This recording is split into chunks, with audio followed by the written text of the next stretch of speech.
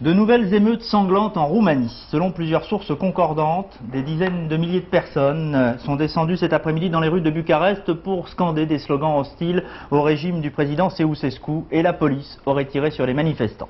Aucune image, hormis celle de la propagande officielle, ne franchit pour l'instant la frontière roumaine et aucun journaliste étranger n'a pu entrer dans ce pays. Notre confrère Philippe Pécoul est en direct de la frontière roumano-hongroise. Philippe, vous recueillez tous les témoignages à la frontière de ceux qui ont pu s'échapper, qui étaient à Bucarest aujourd'hui.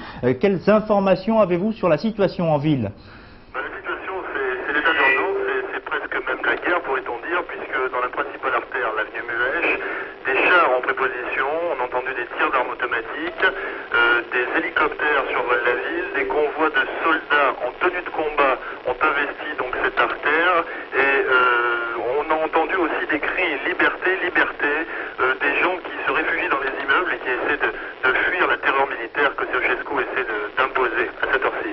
Ceausescu s'est exprimé cet après-midi à Bucarest devant des dizaines de milliers de personnes apparemment favorables au pouvoir. Il a été interrompu. Alors que s'est-il donc passé?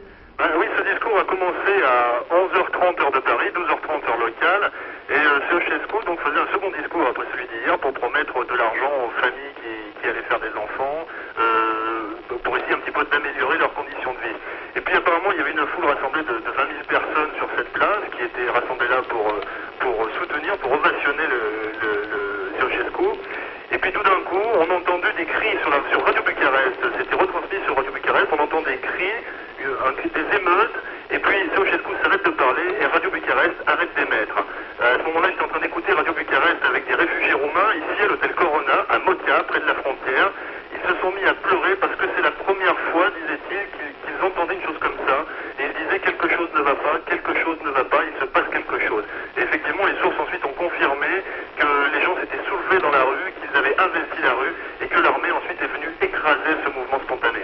Alors l'armée, on parle de mouvement de ralliement avec les manifestants. Qu'en est-il exactement? Écoutez, toutes ces sources sont très difficiles à contrôler. On peut en avoir de deux manières ici, les camionneurs qui traversent le pays et les réfugiés roumains qui essaient de contacter leurs familles. Il est quasiment certain qu'à Bucarest, comme à Timișoara, quelques unités de l'armée se sont ralliées à la population. On peut même dire que quelques officiers ont abattu leurs hommes qui refusaient de tirer sur la population.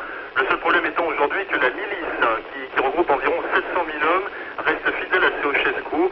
Il paraîtrait que des unités de l'armée ont combattu les milices aujourd'hui à Bucarest. Merci Philippe Pécoul. Je rappelle que vous étiez donc en direct de la frontière roumano-hongroise et vous nous rappelez bien sûr si vous avez de nouvelles informations d'ici la fin de cette édition. Notre invité, Michna